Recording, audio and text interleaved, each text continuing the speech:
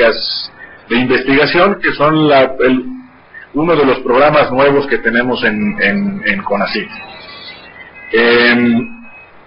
Hablaré inicialmente de los antecedentes, generalidades en términos de las redes, dos ejemplos importantes que nos permiten ver, tanto para la investigación como para la innovación, lo que se está haciendo en términos de este tipo de trabajo para la generación del conocimiento, y un poco más el asunto de las redes temáticas.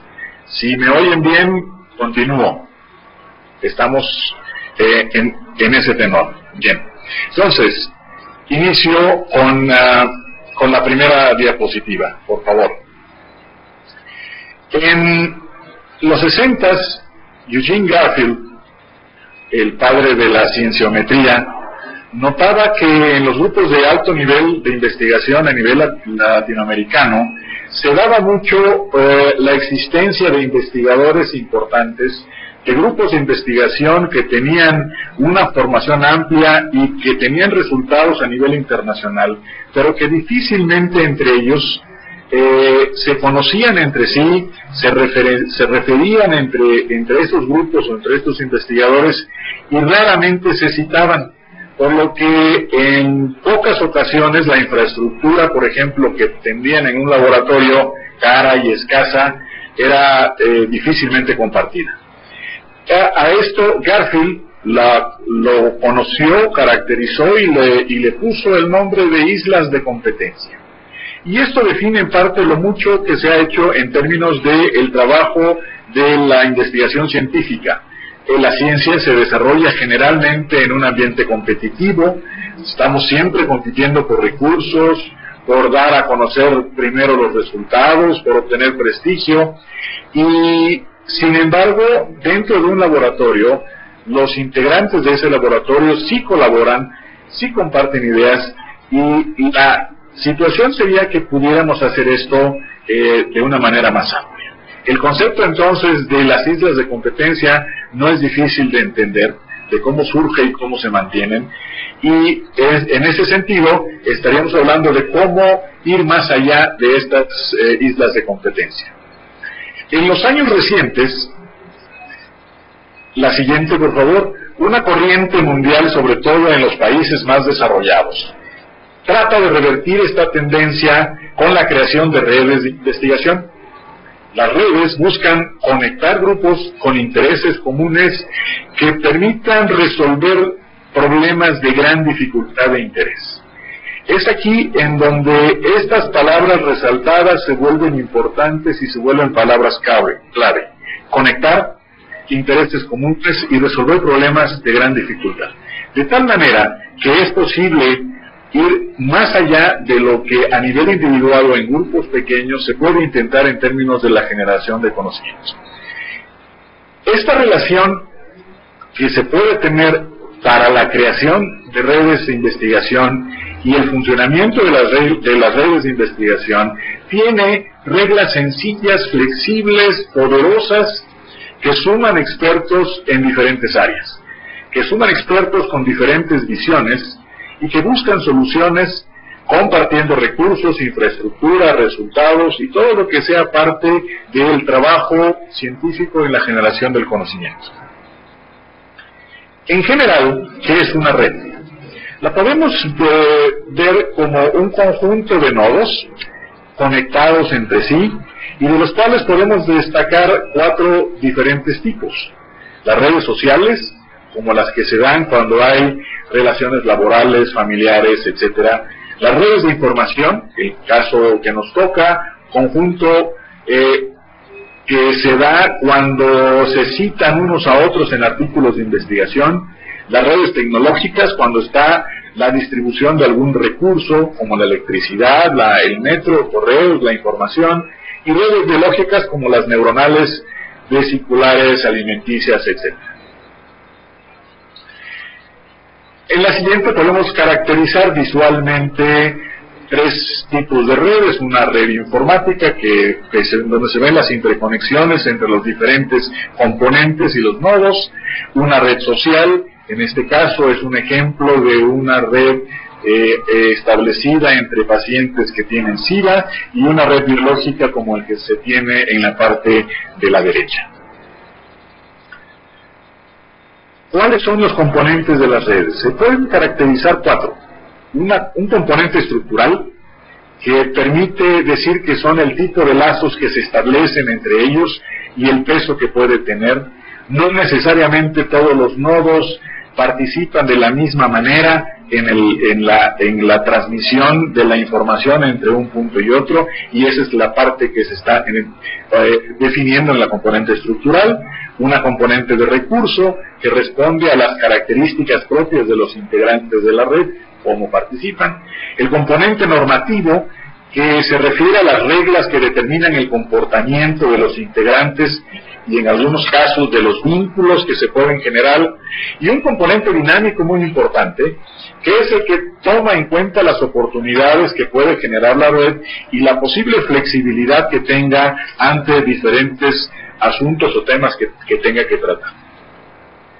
Con estas componentes, también vemos que si reconocemos que la ciencia es la forma más refinada de conocimiento humano y que tiene herramientas básicas como la argumentación, la comprobación y en la gran mayoría de los casos la experimentación, podemos considerar un esquema en donde la existencia de un evento, la explicación del mismo, está basado en la descripción de lo que ocurre, la descripción de los hechos, y los hechos pueden ser, y sus descripciones pueden ser de 1, de 2 hasta de n, y las leyes generales que me permiten establecer esa explicación del evento.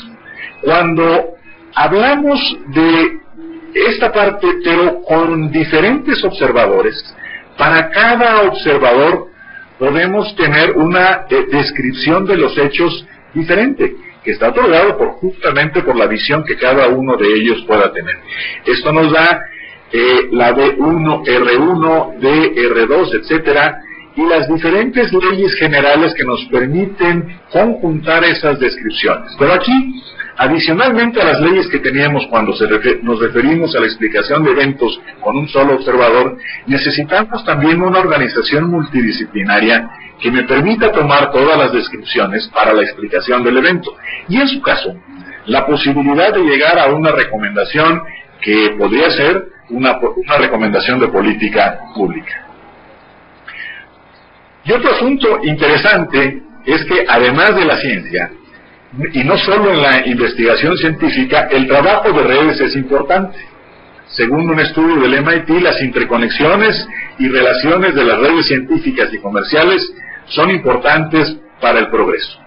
La invención, el desarrollo tecnológico, el patentamiento, etcétera, se potencian con la interacción de grupos de expertos en diferentes áreas, y los beneficios son mutuos y van más allá de los posibles avances científicos o técnicos que puedan acarrearse para cada uno de los sectores que intervienen en esta interacción entre la investigación y los usuarios de la misma. A continuación, trataré de dar estos dos ejemplos de los cuales hablaba. Por un lado, un ejemplo del que hablaremos y que está basado esencialmente para la colaboración en términos de la investigación. Y por otro lado, un ejemplo que me permitirá establecer también un asunto importante en términos de la innovación. El CITED, el Programa Iberoamericano de Ciencia y Tecnología para el Desarrollo, es un programa que se ha desarrollado y fue creado en 1984 mediante un acuerdo marco interinstitucional firmado por varios países, prácticamente todos los países de América Latina, además de España y Portugal, justo para esta colaboración.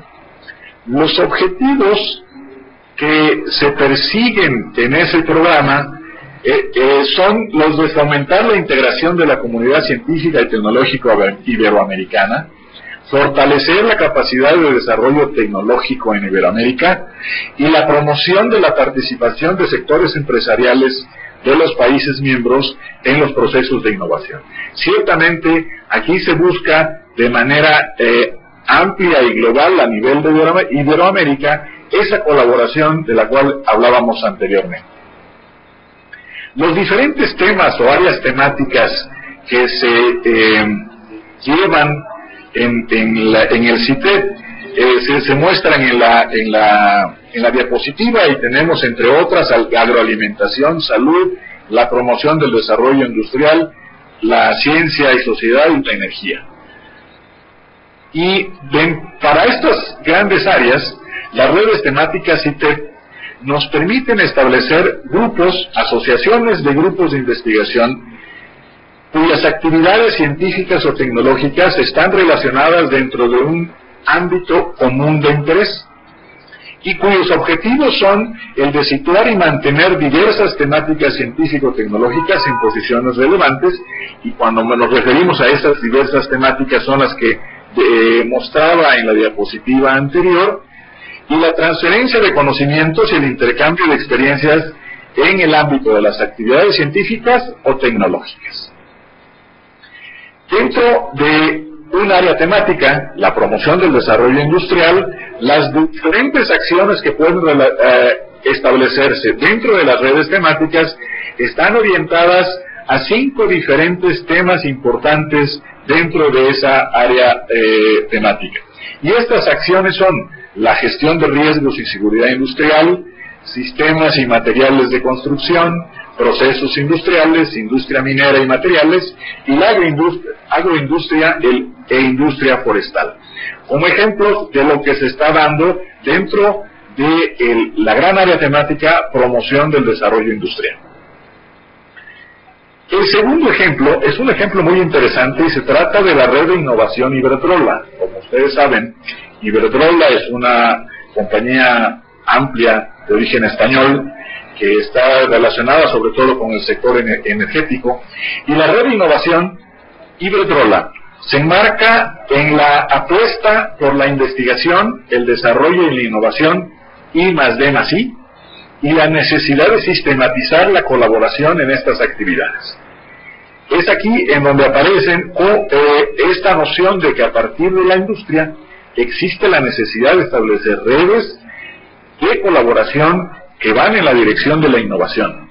Esta red de innovación aglutina las actividades de innovación en los diferentes campos tecnológicos que son de interés de Iberdrola, y su creación enmarca en el contexto de las tendencias que a nivel internacional se dan en la gestión de la investigación, el desarrollo y la innovación. Esta red y la existencia de la propia red tiene múltiples razones, las podemos ver.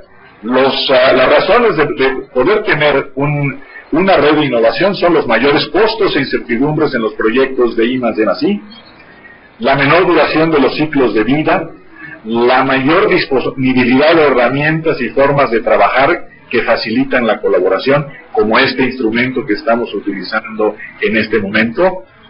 Y se fue la luz. Me carga. ¿Se fue la luz? ¿Se apagó? No está conectada a la... Pero no a la de emergencia, ¿o sí? Sí está la de emergencia, pero los de abajo a lo mejor no. A ver, cambia a la otra. ¿No?